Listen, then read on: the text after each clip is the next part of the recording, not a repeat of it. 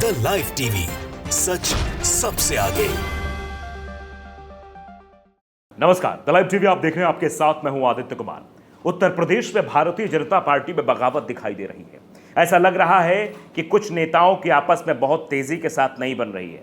योगी आदित्यनाथ की कुर्सी पर संकट मंडरा रहा है। कहा जा रहा है केंद्रीय नेतृत्व इस काम में लगा हुआ है कि योगी आदित्यनाथ को कुर्सी से हटा दिया जाए ताकि अपना पत्ता क्लियर कर लिया जाए। कल हमने आपको बताया कि बड़े बड़े पॉलिटिकल एडिटर जो चैनल्स के हैं वो भी ये बता रहे हैं कि ऐसी चाणक्य की रणनीति है कि साहब तो अब जाने वाले हैं, मतलब साहब का कार्यकाल तो अगले 5 साल बाद खत्म हो जाएगा और साहब की जगह कौन विराजमान होगा। बाबा बीच में रुकावट बन रहे हैं चाणक्य के, क्योंकि चाणक्य की सियासत में ज़रूर विराम लग सकता है साहब के किनारे होने के बाद, इसीलिए शायद बाबा को किनारे लगाने की कवायद हो रही है।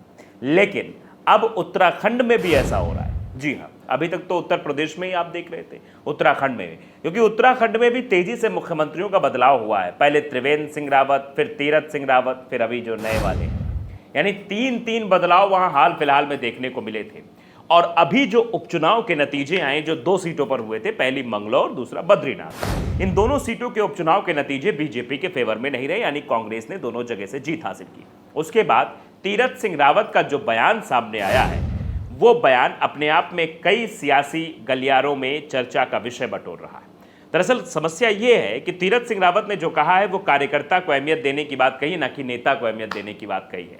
और इस बात के सीधे मायने निकाले सकते हैं कि इनडायरेक्टली ये जो हमला हो रहा है वो उत्तराखंड के मुख्यमंत्री के ऊपर हो रहा है, यानी पूर्व मुख्यमंत्री वर्तमान मुख्यमंत्री को सीधे तौर पर निशाने पर लेने की कोशिश कर रहा है और उत्तर प्रदेश में डिप्टी सीएम को निशाने पर ले रहे हैं, या फिर ये कह सकते हैं कि डिप्टी सीएम के फेवर में आने वाले लोग जो अभियान चला रहे हैं उत्तर प्रदेश में। जब लोकसभा चुनाव के नतीजे आते हैं उसके बाद भी अभियान चल जाता है कि योगी आदित्यनाथ की वजह से जो है हार मिले, योगी आदित्यनाथ तो कुर्सी छोड़ देनी चाहिए, नैतिक जिम्मेदारी लेनी चाहिए, फलाना ढिमकाना। एक अलग गुट है जो ये कर रहा था। तो गुटबाजी जो है वो उत्तर प्रदेश में ही नहीं, उत्तराखंड में भी साफ दिखाई दे रही है। अब चलिए आपको सीधे ले चलते हैं कि इसको लेकर कितनी ज्यादा हवाबाजी हो रही, क्या कुछ बातें हो रही है प्रदेश में। अब देखिए, ये जो चर्चा हो रही है वो ये है कि एक बड़ा बदलाव हो सकता है। पूर्व सीएम तीरथ सिंह रावत के सियासी बयान जो हैं वो कई मायनों में खास माने जा रहा है। सियासी बयान एक तरीके से कहा सकता है।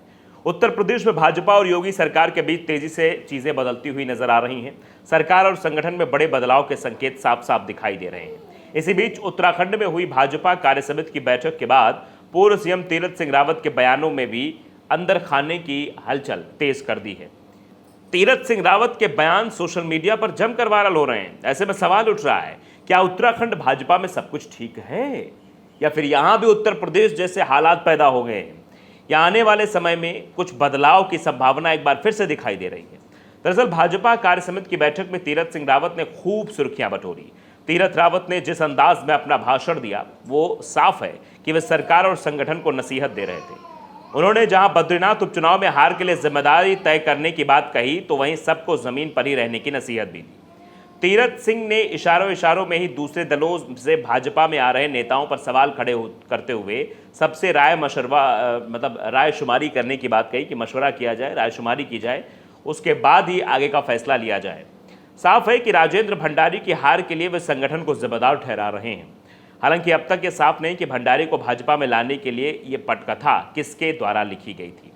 प्रदेश अध्यक्ष महेश भट्ट ने उनकी सियासी जंग किसी से छिपी नहीं है। ऐसे में भंडारी को केंद्र के किसी नेता के इशारे पर ही एंट्री मिली है। तीरथ सिंह रावत यहीं नहीं रुके। उन्होंने कहा कि जनता आगे बढ़ चुकी है, हम पीछे रह गए हैं।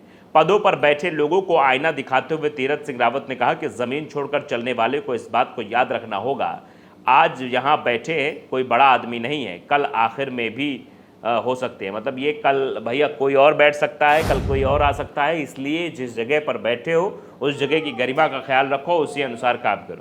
और कहा कि आज मैं हूँ, कल तुम हो सकते हो। तीरथ का इशारा जिस कुर्सी की तरफ था, जिस तरह मेरी कुर्सी गई, ऐसे किसी के साथ कुछ भी कभी भी हो सकता है। ये तीरथ सिंह का सीधे तौर पर इशारा था। कोई कभी भी सामान्य कार्यकर्ता से बड़े पद पर बैठाया जा सकता है। हालांकि उन्होंने सीएम पुष्कर सिंह धामी की तारीफ की और 15 साल तक सीएम बने रहने की भी अपने दिल की बात कह दी कि 15 साल तक सीएम बने रहे। तीरथ सिंह रावत का लोकसभा चुनाव के दौरान गढ़वाल सीट से टिकट काटकर अनिल बलूनी को मैदान में उतार दिया गया था। जिसके बाद से माना जा रहा था कि वो बेहद नाराज चल रहे थे।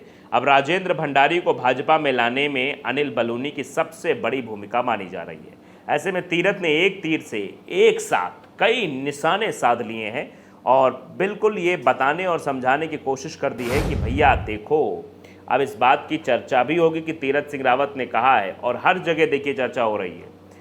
ये कहा जा रहा है पूर्व मुख्यमंत्री तीरथ रावत ने भाजपा राज्य कार्यकारिणी में ऐसा क्या कह दिया कि होने लगी चर्चा। ये आज तक की हेडलाइंस है, देख लीजिए साफ तौर पर कि उत्तराखंड के सभी बड़े बड़े नेताओं ने अपनी अपनी बारी में कार्यकर्ताओं में जोश भरा, जिसमें पूर्व मुख्यमंत्री तीरथ सिंह रावत का बयान चर्चा का विषय बन गया।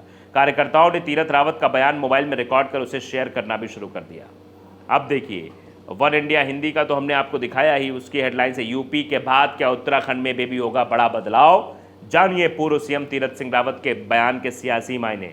उसके बाद आप देखिए आगे न्यूज़ नेशन की आप हेडलाइन देखिए। ये मैं दरअसल इसलिए दिखा रहा हूँ कि आप अंदाज़ा लगा सकते हैं कि उत्तराखंड में वही हो रहा है जो क्या यूपी में हो रहा है। बीजेपी की बैठक में तीरथ रावत ने दिया बड़ा बयान, कहा फैसले थोपने नहीं चाहिए। जिस तरीके से उन्होंने कहा कि जिसके बाद एक बार फिर सुर्खियों में आ गए हैं और कहा कि फैसला थोपा नहीं जाना चाहिए। उसके बाद आप देखिए एबीपी न्यूज़ की हेडलाइंस। मैं हेडलाइन से आपको इसलिए दिखा रहा हूं कि आप समझिए यूपी के बाद मतलब उत्तर प्रदेश में तो मामला चरम पर है, उत्तराखंड में भी स्थितियां जो है हाथ से निकलती हुई दिखाई दे रही हैं। उत्तर प्रदेश के बाद उत्तराखंड बीजेपी में कल है। तीरथ सिंह रावत ने शीर्ष नेतृत्व पर उठाए सवाल, यानी केंद्र नेतृत्व, शीर्ष नेतृत्व तो वही है। अमर उजाला की हेडलाइन देखिए, सुर्खियों में पूर्व सीएम का बयान, बोले अब थोपने का काम न करें, इन बड़ी बातों के साथ दी नसीहत। आगे देखिए मैं ये ईटीवी भारत का आपकी हेडलाइन देखिए, सुर्खियों में उत्तराखंड बीजेपी कार्यसमिति की बैठक, दिग्गजों के बयानों ने बढ़ाई पॉलिटिकल गर्मी, अटैकिंग मोड में विपक्ष। अब इसको लेकर विपक्ष भी अटैकिंग मोड में दिखाई दे रहा है, जिस तरीके का बयान दिया गया है। बीजेपी उत्तराखंड में जो बात कही गई उसके बाद से अब उस बात के अलग अलग तरीके से मायने भी निकाले जा रहे हैं। पुष्कर सिंह धामी की तरफ से भी इसमें बयान आया है, शेर के खाल में छुपे हुए भेड़िया किसकी ओर। इस कार्य समिति की बैठक में मुख्यमंत्री पुष्कर सिंह धामी के संबोधन ने भी राष्ट्रीय स्तर की सुर्खियां बटोरी। सीएम धामी ने कार्य समिति की बैठक में भाजपा के साथ ही राज्य सरकार के विकास कार्यों की जानकारी दी। सीएम धामी ने कहा प्रदेश में सारे अच्छे काम हुए हैं, 4 धाम यात्रा बहुत अच्छी चल रही है, इसके बाद भी धर्म क्षेत्र में जाति के नाम पर कुछ लोग गलत बयानबाजी कर रहे हैं, भ्रमित करने का काम कर रहे हैं, ये सब बयानबाजी भी हुई। लेकिन जिस तरीके से ये विपक्ष चुटकी ले रहा है, गजेंद्र रावत ने लिखा, वरिष्ठ पत्रकार है, लिखा कि पौड़ी लोकसभा से टिकट कटने के बाद पूर्व मुख्यमंत्री पूर्व भाजपा अध्यक्ष तीरथ सिंह रावत भाजपा की कार्य समिति में सबसे ज़्यादा चर्चा में रहे। भाजपा कार्यकर्ताओं को सम्मान न मिलने की बात से भाजपा सरकार और संगठन में उबाल आने की संभावना है।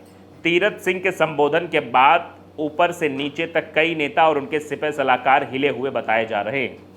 तीरथ सिंह ने अपने बयान से पार्टी और सरकार में अपने 30 मारखां साबित करने में लगे नेताओं को जमीन सुंघा दी। तीरथ सिंह रावत ने कहा जनता आगे बढ़ चुकी है, हम पीछे रह गए, पदों पर बैठे लोगों को आईना दिखाने का काम करेंगे, यह उनका बयान था। और इस बयान को लेकर जो है कांग्रेस प्रदेश अध्यक्ष ने कहा यह बीजेपी का अंदरूनी मामला है। उन्होंने कहा कार्य समिति बैठक से कार्यकर्ताओं में जोश और उत्साह नहीं भरा जा सकता। उन्होंने कहा कार्यकर्ताओं को एक अच्छा प्रत्याशी दिया जाए तब कार्यकर्ताओं को अंदर उत्साह जागता है। तो विपक्ष भी इस मसले को उठा रहा है, तो ये कह सकते हैं आप कि उत्तर प्रदेश के बाद उत्तराखंड में अब बीजेपी के लिए माहौल टाइट दिखाई दे रहा है। द लाइव टीवी को अगर आपने सब्सक्राइब नहीं किया जरूर करिए, बेल आइकन दबाइए ताकि सच खबर आप तक पहुंचती रहे। नमस्कार। द लाइव टीवी, सच सबसे आगे।